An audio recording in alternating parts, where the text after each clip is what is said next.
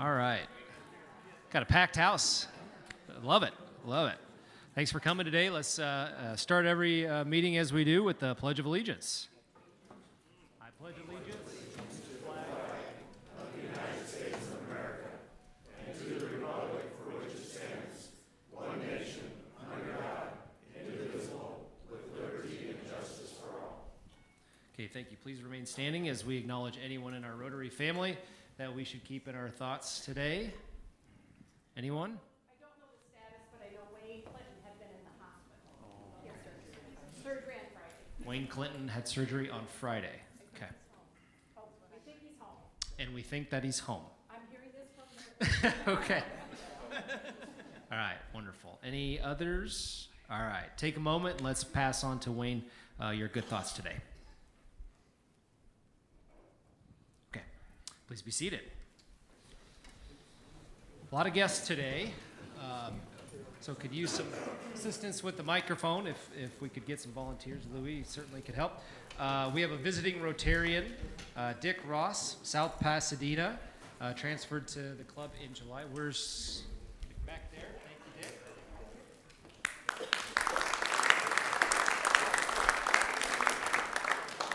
Okay, guests of members. We have club member Katie. She's got quite a few guests here, special guests here today, so go ahead and take it. Good afternoon. I have a table full here. So this is my husband, Pete McMahon. He's in business with me with Express Employment and SRG. And then my children, well, some of them. My oldest daughter, Evelyn. And then my son, Gus, who's speaking today. And then I have my brother, John, who's also speaking today, Jon Crawford of Crawford Endodontics, and his wife, Jordan. And then my dad, Lance Crawford. And Mike with the Community Academy. Said Mike. Not sure the handwriting here. Mike with the Community Academy. Oh, I'm sorry. I am Mike Lazier. I represent the Community Academy. What else did you want me to say? Thank you for being here. I'm so sorry. I will say we really appreciate support from the Rotary. So. Okay. And I believe we'll do a number of recognitions coming up from Deb with our community grants. Some folks here in the room today, Savannah Johnson, Lisa McCarty, Nancy Carroll as well. So thank you for joining us here today, amongst others. So with that, Louis, let's take it away.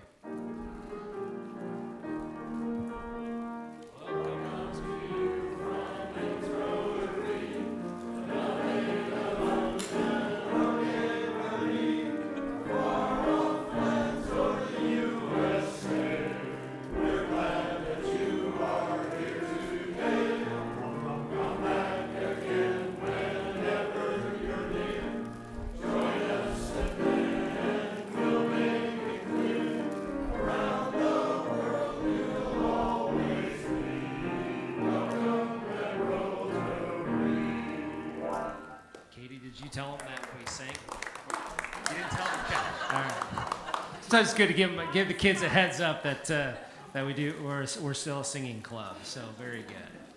All right. Okay. Well, I'm excited that we have a new member to introduce today, and so I would like to invite Mike Kitchell and Selden Spencer up.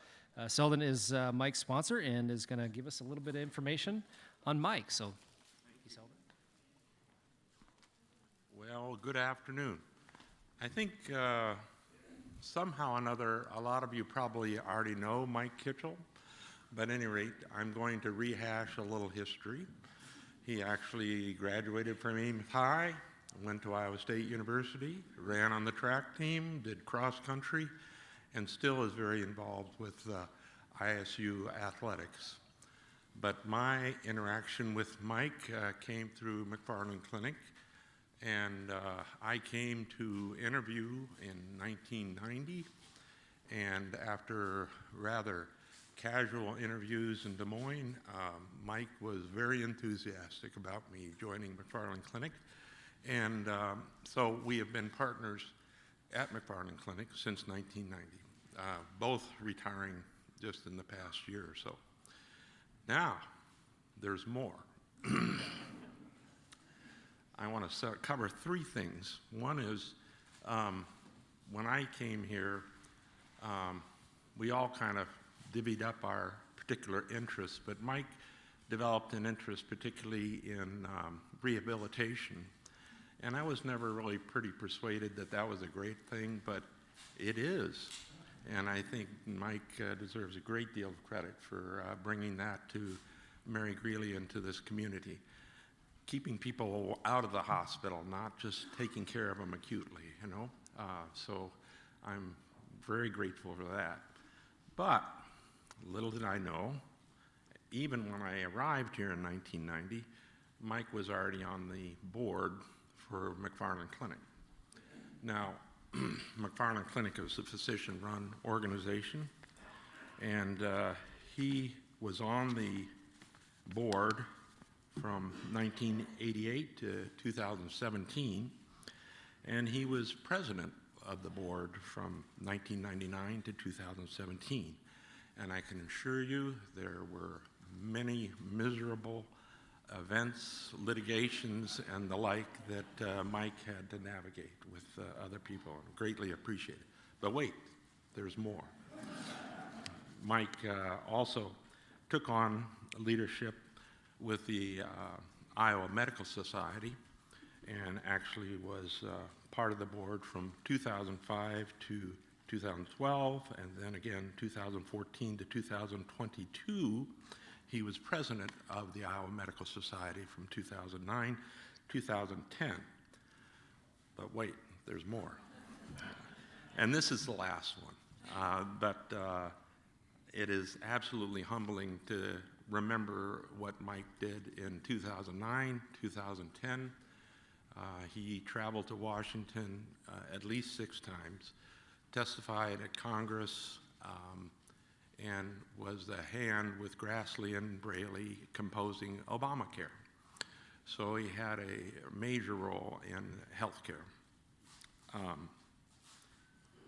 And I think that's about it. But still, it's I can't ever say enough about Mike. I'm so grateful that he's interested in joining us. And Mason, if we had a brag bucket, I'm glad you don't, because I don't have enough money I could put in there, because I really do want to brag on him. He's a good man. I'm sure we can find a bucket. No. Okay. So, Dan, if you could, Dan Devine, if you could come forward, and he will give the past president's charge. Dr. Kitchell, as a past president, my job is to come up here and give you a charge. First, thank you for joining. Rotary, as you're finding out, you've been here to some of the meetings. You know a lot of people out here. You've golfed with a few of them, I'm sure. None of them?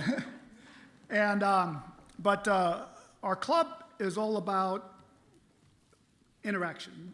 You're going to get out as much of this as you put into it. So my charge to you is get involved, get active with this club. There's a lot of different things. You've got, where's Allison? Allison right down here, she's part of the fellowship, skiing fellowship. There's lots of different fellowships. Skiing, there's probably retired doctor fellowships. They meet throughout the United States, throughout the world. Allison knows a lot about them. See her, and a lot of other people out here know about those. We've got different people involved in organizations through Rotary that are here in the state and international. Is George Blitz here today? I didn't see George. George is with a program, RAGAS, for stopping human trafficking. We've got Dave Fox. Where's Dave? Right back there, as you know, for the Same water projects. And so get involved in something. We are the lead Rotary organization for that interaction and providing water. But something that might be of interest is one thing this club has also done has been vocational interaction, where we go and you put together a leadership team. So can you get, because we've got a lot of doctors in this room now, can you get some of your people together, work with the SAME group? We've got a lot of expertise over there. We got contacts, and put together a little team that goes over there to help out on something along those lines. But my charge to you, whether it's that level or just something local, is get involved. What you put into Rotary, you're going to get that much and more out. So welcome to Rotary. Thank you.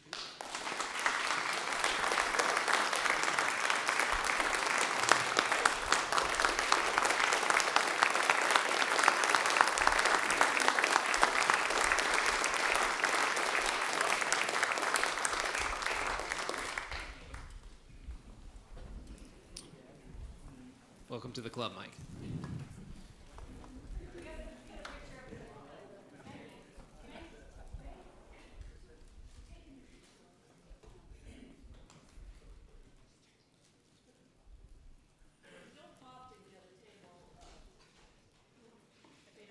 Multiple generations. I love it. Wonderful. Okay, just as a friendly reminder, off-site fellowship meetings, the sign-ups are at the back table back there. Please sign up and go visit one of our wonderful partners here in the community. Learn a little bit more about them. Bring your own lunch. They'll supply the drinks. Again, that'll take place on June 3rd. And where's Karen at? Pretty sure we're no meeting next week for Memorial Day, correct? Okay. All right. Next slide. Yep.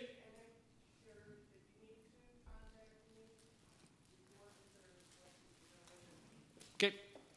Be great to give those folks a heads up on numbers for who's going to be coming that day. So if you're one of the members, Rotarians that helped out for the Special Olympics opening ceremonies, thank you very much. If you were there and you're here today, please stand. We can give you a hand of applause. So thank you very much for representing our club and volunteering.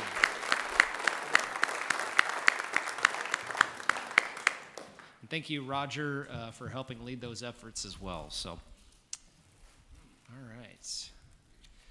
Next, 2024 community grants. So Deb Schildroth's going to come up, tell us a little bit kind of updates on where we were at for 2024, a little bit about the committee, and talk about our recipients. So Deb, come on up.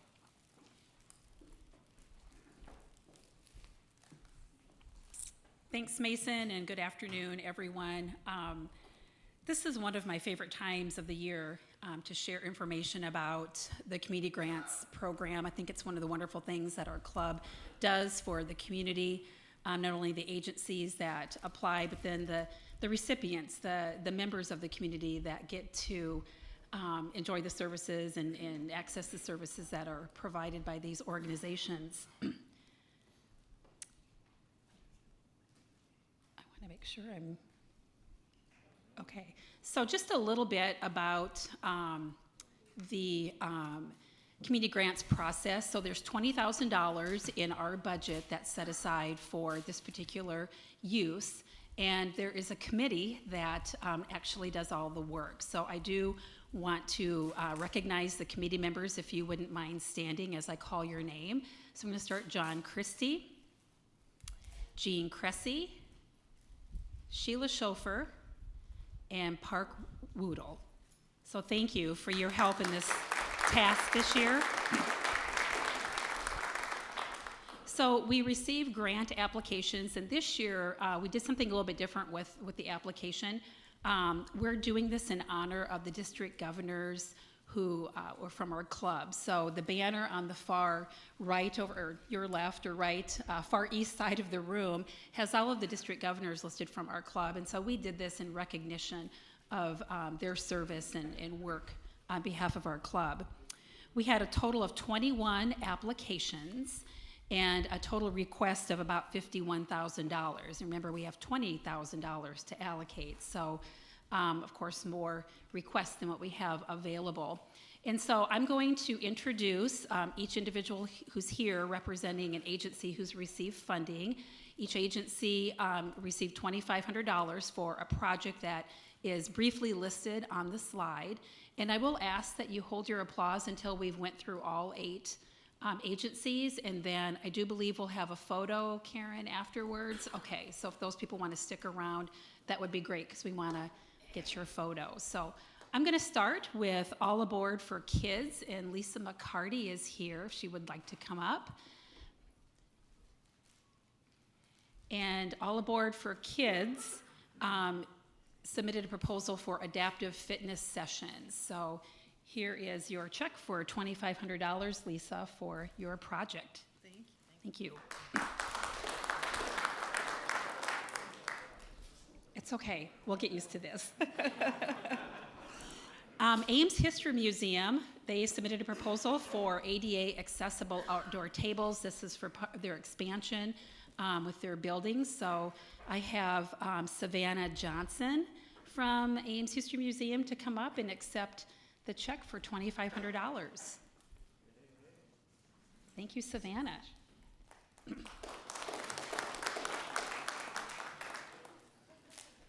Next up is the Ames Public Library. They are expanding their diverse books collection. So we have Brianne Anderson, and Sheila's just going to take a photo. So, $2,500 check to the Ames Public Library. Thank you. And it's hard not to clap. These are all just really cool projects, so yeah.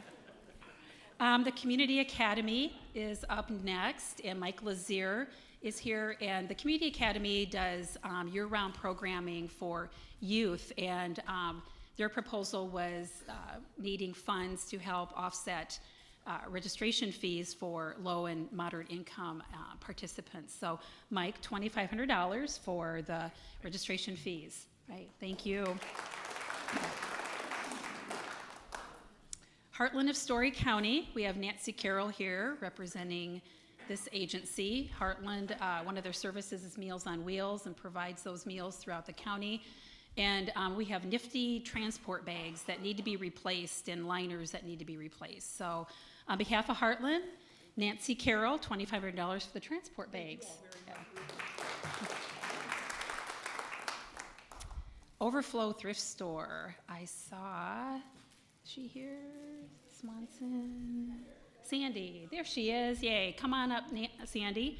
Overflow, they have moved locations, and so they're out on East Lincoln Way, and they want to expand their recycling storage process and area. So they need a big container to be able to do that. So we appreciate their green efforts and appreciate their work they're doing with thrifting. So there's $2,500 for your container. Thank you. Yeah, thank you.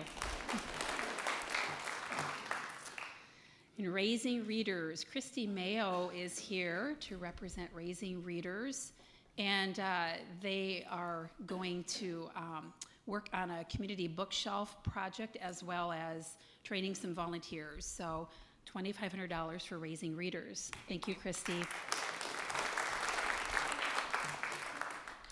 And last is the Salvation Army. We have Kathy Pinkerton here. Kathy, if you want to come on up. One of the services that Salvation Army provides is a food pantry, and they oftentimes get requests for culturally specific food. So here is $2,500 for gift cards for those particular foods. So thank you, Kathy. So let's just give one more round of applause for everyone and for all the agencies that applied. All right? All right. Thank you.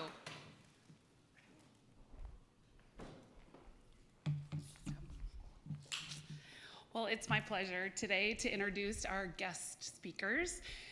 My brother, as I introduced them before, my brother, Jon Crawford, was diagnosed with diabetes when I was only 3. So luckily I got to learn a lot from him growing up, because then about 2 years ago, my son was diagnosed. So Gus and Jon, welcome to the stage.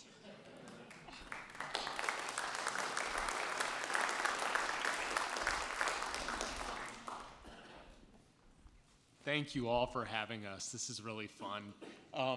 This has just been an incredible experience. You'll hear a little from me. I used to do some speaking about type 1 diabetes, but it's been a long time ago. So I'm a little rusty, but it was really fun to be able to do this with my nephew, Gus. So, yep. And again, like Katie said, I'm Jon Crawford. I own and run Crawford Endodontics here in town, and as of this summer, I'm over the hill with type 1 diabetes. I've had it for 40 years. Yep. Hi, I'm Gus McMahon, and I'm 12 years old, and I own and run a black tie mowing company.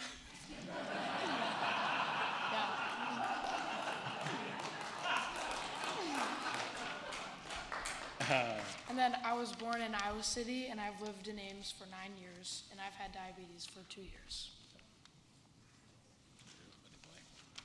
Our presentation today is unfortunately not on root canals or perfect lawns. We're here to tell you about diabetes. We wanted to start off with some famous people who you may not know have diabetes.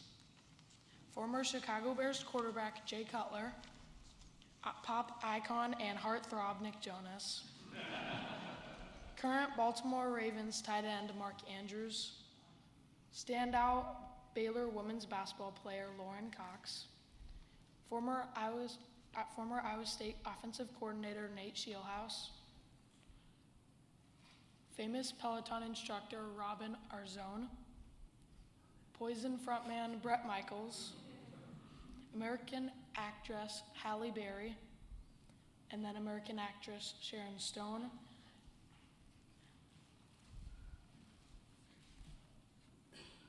and U.S. Supreme Court Justice Sonia Sotomayor. And you might know this guy, and I'm not talking about Johnny Orr. So that was a picture that I got to take with Johnny Orr. I was the diabetic poster child for the state of Iowa in the years 1989 and 1990.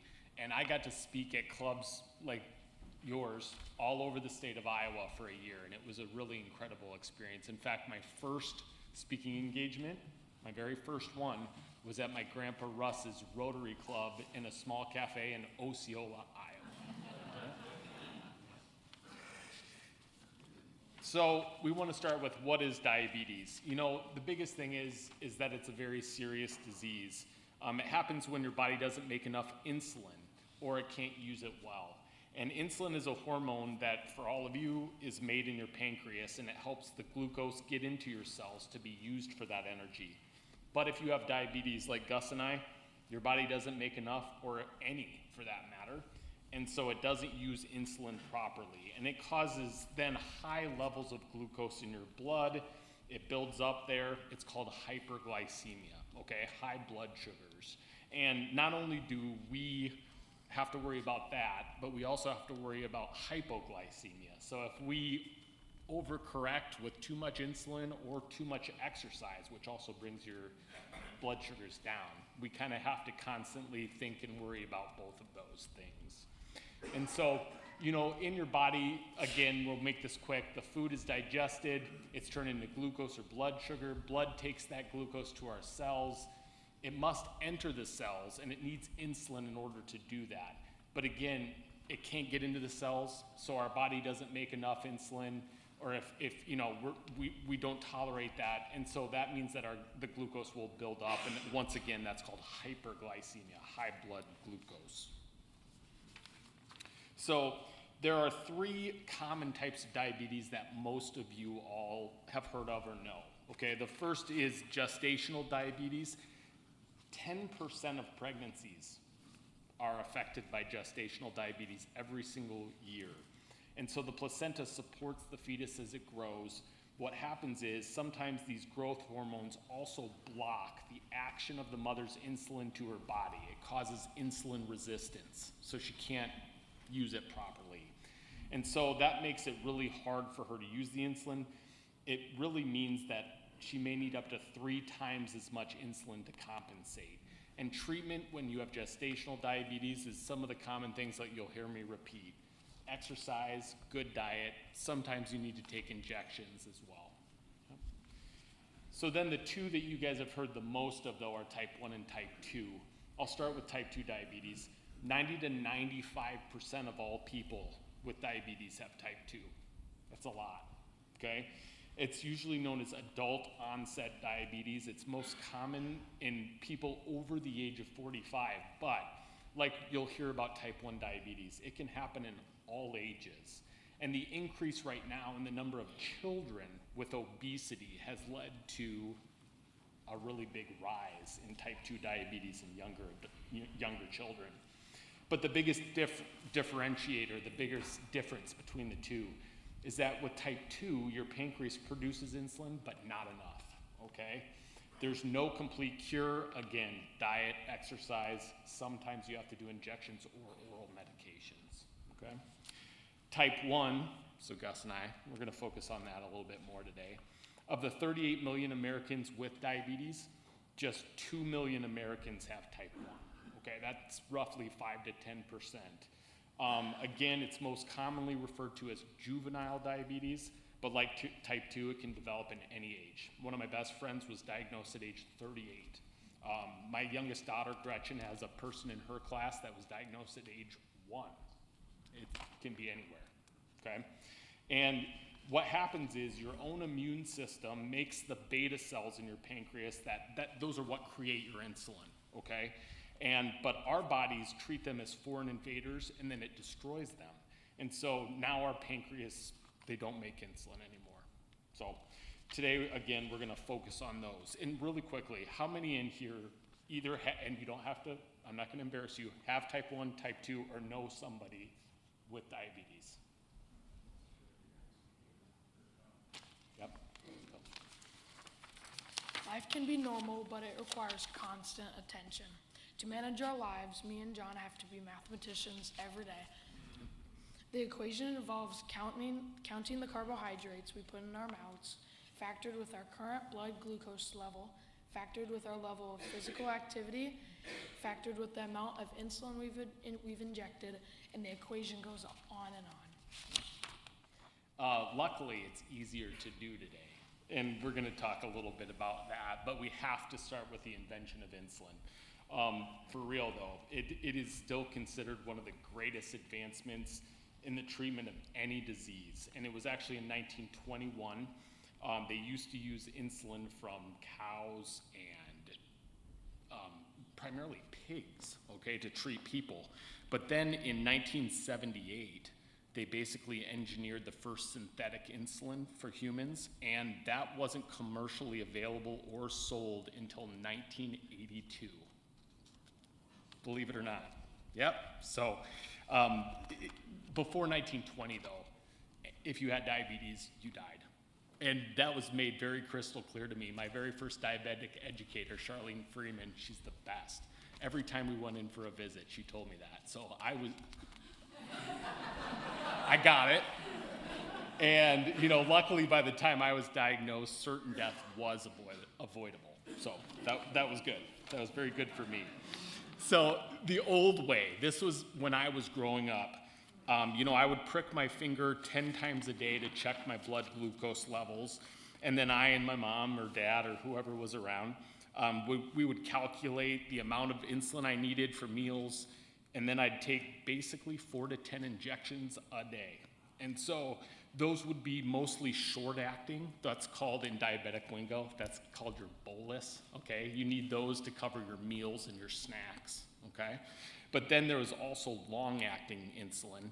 I'd take one large injection at night, and it gives you little bits throughout the day, okay? Just to kind of like your body does. And that, again, is called your basal. So there's bolus and basal, okay? But now we have such new technology that things are better. Yeah. With the development of CGM, which stands for continuous glucose monitoring, we can wear a device that reports our blood glucose levels in real time. And it can alert us when our blood sugar is high or low. And it provides insight on glucose trends.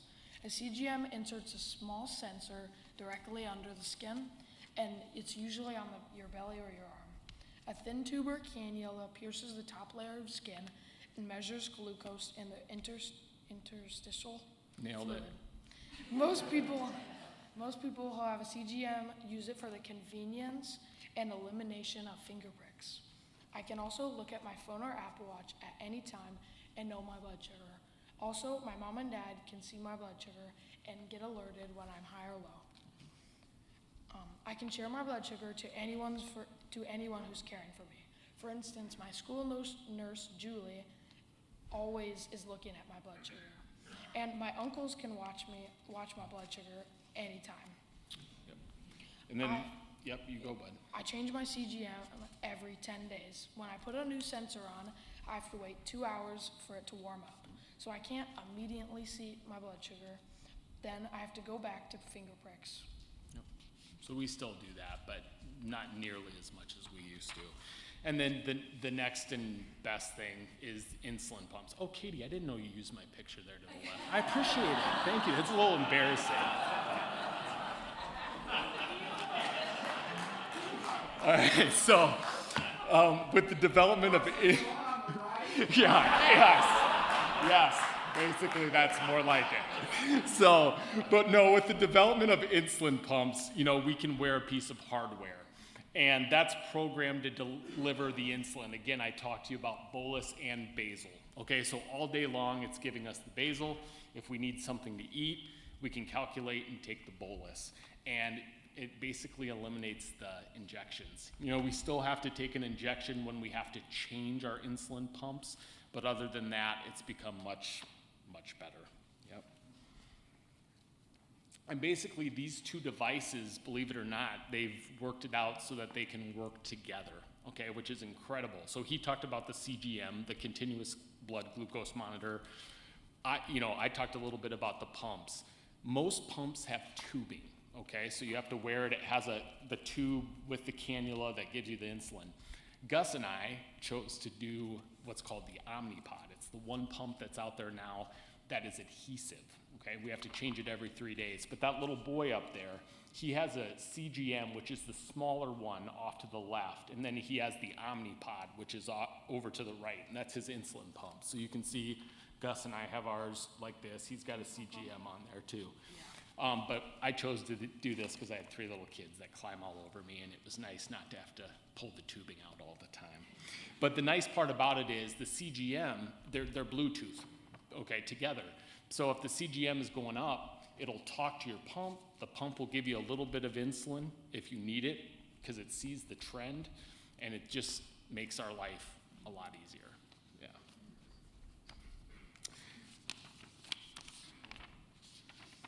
So now, how can you tell if you have diabetes? Here are the common symptoms of diabetes. Urinating often, feeling very thirsty, feeling very hungry, even though you are eating, having extreme exhaustion, blurry vision, cuts and bruises that are slow to heal, weight loss, which is traditionally a symptom of type 1 diabetes, tingling, pain, or numbness in hands and feet, which is traditionally a symptom of type 2. And everybody's symptoms can be different. So those are kind of the main ones. You guys have probably heard that throughout your life, but everybody's combination can be different. Mine was basically the extreme thirst and the constant urination. We were on vacation in Arizona at my dad's parents, my grandparents, and I was thirsty, so thirsty, thirstier than I've ever been, so I would drink anything I could get my hands on, and we're on vacation, so it was sugar pop. Worst thing that I could possibly put in my body. Therefore, I was peeing constantly. That included wetting the bed that I was sharing with my sister. Sorry, because it was vacation. And so luckily my dad was medical training. You know, he recognized the symptoms. We packed up, came home. Took me right to the ER over at Mary Greeley. And, you know, I was admitted. I had to stay at that point in time for about 4 days to get all my education and learn how to start my new life. Yeah.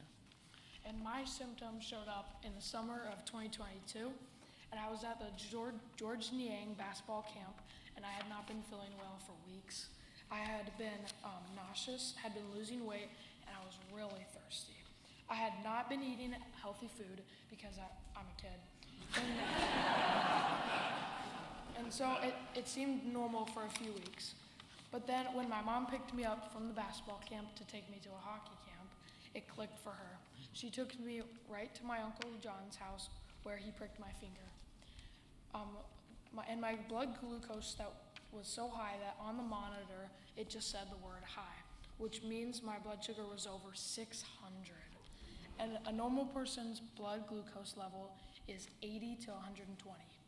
My mom took me to the ER at Mary Greeley where they diagnosed me and then transported me via ambulance to Blank Children's Hospital, which is the protocol now for pediatric patients. I only had to stay in the hospital for 24 hours. So a lot of that has changed.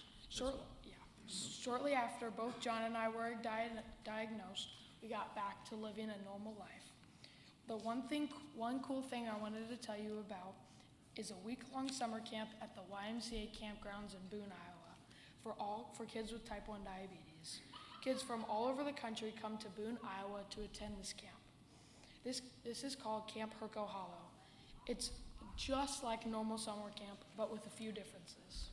So how it's like normal summer camp is we get to swim, we get to sleep in cabins with friends and counselors, we get to shoot guns, we get to shoot bow and arrows, and we do all the normal summer camp things. And how it's different than normal summer camp is that everyone has type 1 diabetes, with a few exceptions. The campers, the counselors, and the volunteers are all affected by type 1 diabetes in some way. At camp, we have to prick our finger every hour. At the cantina, normal summer camp would usually offer candy, sugar pop, and junk food to purchase. But at Camp Herco Hollow, the cantina offers pickles, string cheese, and diet pop only. But it's awesome because all the campers at this camp love it. The medical staff monitors our blood sugar and insulin ratios 24 hours a day, including the team that comes in for the night shift. While we all sleep, the night shift doctors are awesome because they are volunteers and they stay up all night and monitor our devices. They also come around in every cabin and prick every kid's finger at 2 a.m. The other thing that's different about a cabin full of diabetic kids is that someone always has to pee in the night. And our cabin didn't have a bathroom in it, so when anybody had to use the restroom, they had to take a buddy. One night, I had to be the buddy 5 times. Then another night, one kid in my cabin ripped their insulin pump off. So I had to take him to the medical cabin to get a new one. Then when we got back to our cabin to go to sleep, I accidentally ripped mine off. So we had to go back to the medical cabin. So I guess it's kind of like regular camp because no one is getting much sleep. And then I loved camp so much last year that I can't wait to go back this summer. I talked about it so much that my little sister, who does not have diabetes, is also going with me this summer. Siblings that don't have diabetes are allowed to come to learn about diabetes. I'm supposed to say I'm excited for her to come, but I'll let you guess how I really feel. Oh, man. So, the beauty is at the end of the day, with all the advancements and everything, Gus and I can lead normal lives. It's wonderful. I like to talk about how, just briefly, I played multiple sports in high school. Gus right now plays hockey, basketball, football, right? All the things. Yeah. I had a totally normal college experience, including being a bartender for years. I was a ski bum in Colorado for 3 months. I worked 2 jobs, skied 70 days, and then came home and went back to school. We can do anything. My brother-in-law and I did RAGBRAI. We can do it all. We just have to be smart. That's the thing, constant calculations, right? And so, I have always been thankful that I have diabetes, okay? There's a lot of worse things out there. And this makes me be healthy. It makes me make good choices. And we are both healthy because we choose to work hard at it. That's the hard part. We have to make that choice. But I also tell everybody that it takes a complete army. My medical team. Gus right now is at Des Moines, blank. He'll be there till he's 18. I work primarily here in Ames with Richard Carreno. I'm sure many of you know that name. He's amazing, okay? But we have a great medical team. Our families, we couldn't do it without them. This is where sorry. But they just watch us constantly, cook us healthy food. Takes an army. So that's all. So, and really what I want to say is, at the end, I want to thank you guys for letting us have a little bit of time, because this is something that affects everybody, and it's good to just learn a little bit more. We really appreciate the Rotary Club for letting us come today, okay? And Gus wanted to drop the mic. I said they're expensive. We're not gonna do that. But at the very end here, we would like to open it up to any non-scientific questions. We're not gonna go into the whole everything. Yeah, please. That's a wonderful question. Hold on a second. Yep. As the rules, quick reminder, okay, state your name, affiliation, and then your question. Yeah, Mike Kitchell. Yeah, Mike. My question is, has the cost of insulin come down, and what is it for you now? It's a great question. No, they're working on it. Okay, they're currently passing legislation. Legislation has been passed in Minnesota that caps the out-of-pocket cost for diabetics. They're trying to pass it in Iowa. It's still caught up in a lot of things. So that's one of the biggest travesties. Insulin is extremely expensive. People are dying because they can't afford it. They can't take their injections. So, which is amazing because, we're not talking about, something for acid reflux. This is something that we need. So yeah, they're working on it, but it's not there yet. Yeah. Yep. Jean Cressy, Hi, Jean. currently unemployed. Perfect. But I figured between the two of you, your dad and you, I should open my mouth and There you go. get my We'd be there. question for John, and then a follow-up with Gus is, when you were a teenager, so you're at the sweet spot right now for your mom, Gus, because you're not defiant yet. But when you got that way, John, Yes. with your parents, and I'm sure you did, Yes. did you kick the can and say, I'm not going to take care of myself?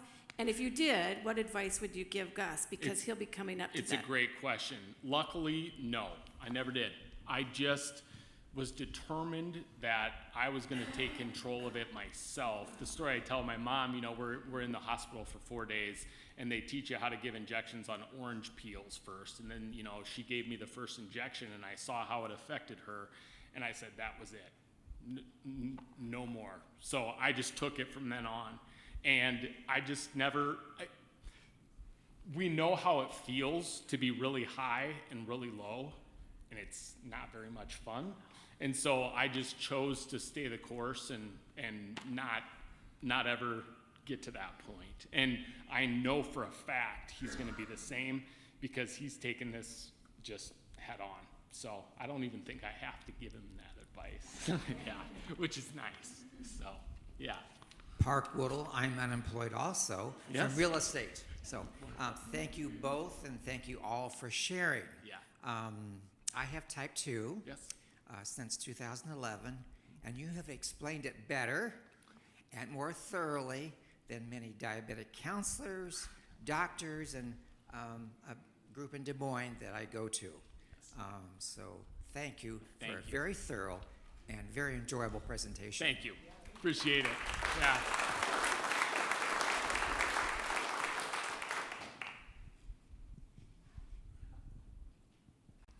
So you have type 1. Yes. And you have to take insulin. Type 2 can be tell us about how you can regulate that. Yeah, and so how that again, impacts. for most type 2 diabetics, there are many type 2 diabetics that end up needing to take some supplemental insulin injections. But they're also able most of the time, because their pancreas still produces some insulin, that most of the time they're able to control it with diet, exercise. There are oral medications, the whole Ozempic fad and everything. That was all for type 2 diabetes originally. Now it's for celebrity weight loss. But most of the time they can control it without having to take the injections. But there are many type 2 diabetics who need insulin as an adjunct, as an additional. Katie, this question is for you. Okay. What is it like being a mom of a child with type 1 diabetes? Well, I mean, I can't really imagine it any other way. It's been fairly easy for me because I knew so much growing up with John.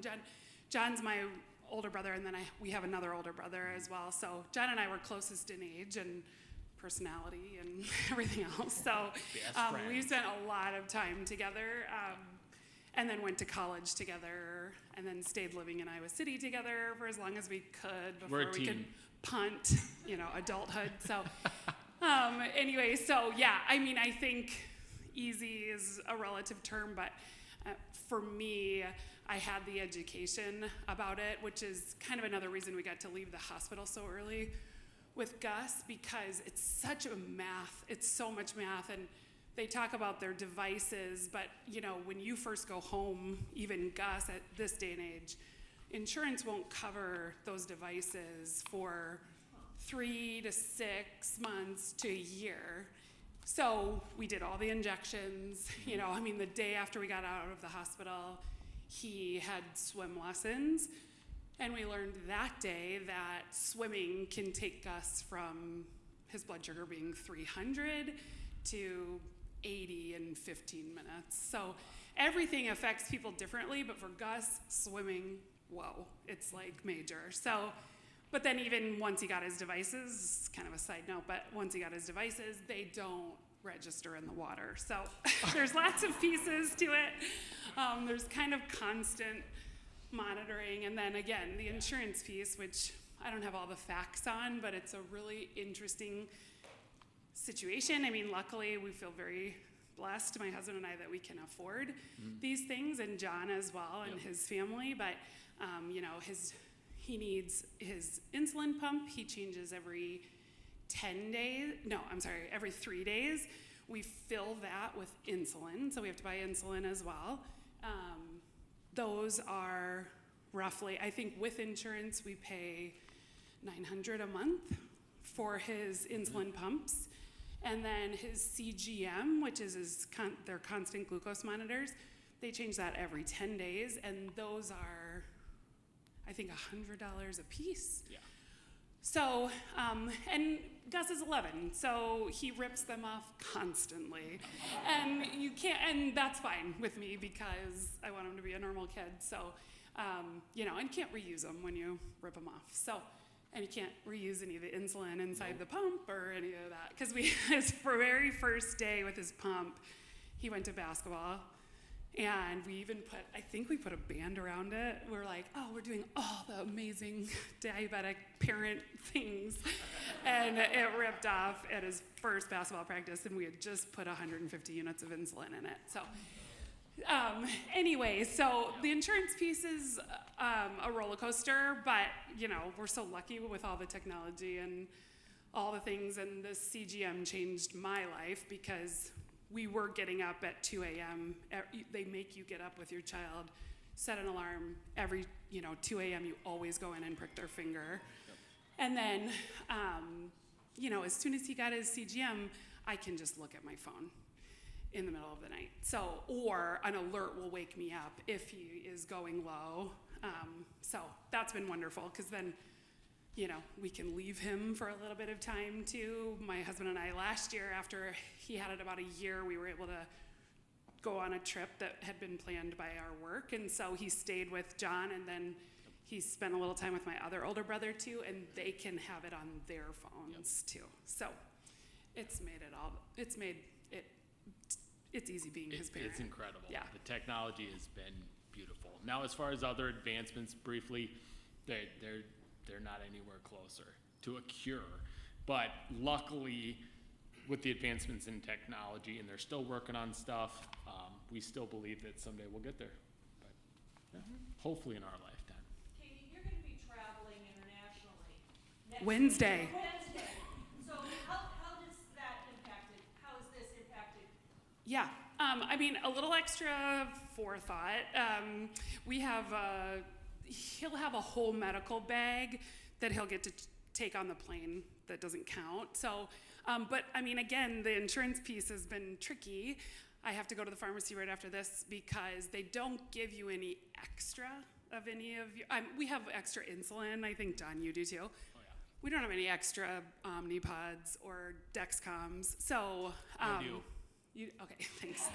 And usually when we go to our diabetic appointment, usually they can give you a couple, but that's the hardest part. But we have enough now. Literally, I got both of our month shipments today. So we'll have enough. We're only gone 2 weeks, so I have enough for a month. But we'll take it all because you just never know. We're going to do a lot of swimming, I think, a lot of sightseeing. So, yeah, thanks to Rotary because this whole crew is going. My kids are especially excited because they are missing the last week of school. So. Bonus.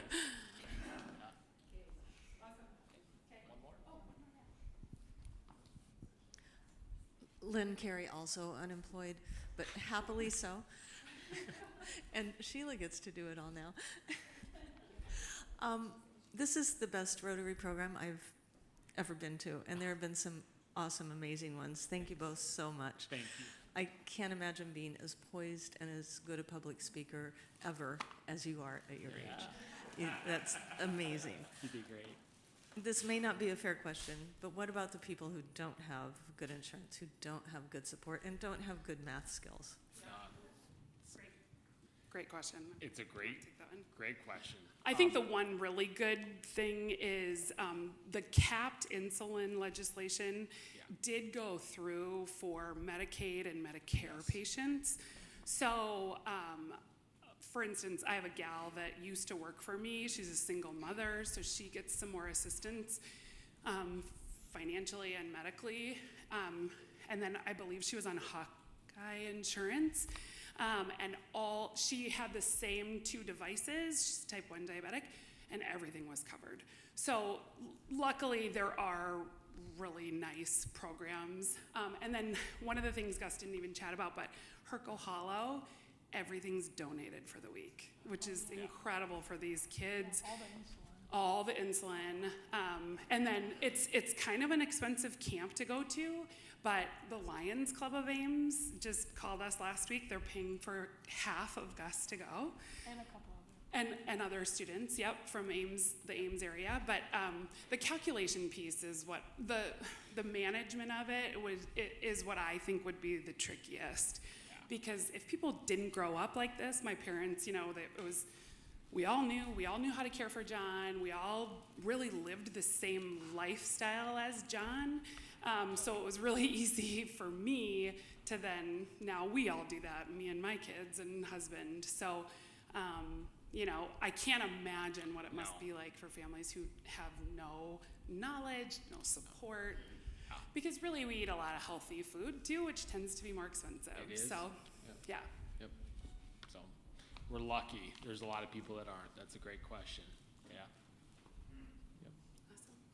Good. Well, wonderful. Thank you very much. Thank you all again. Appreciate it.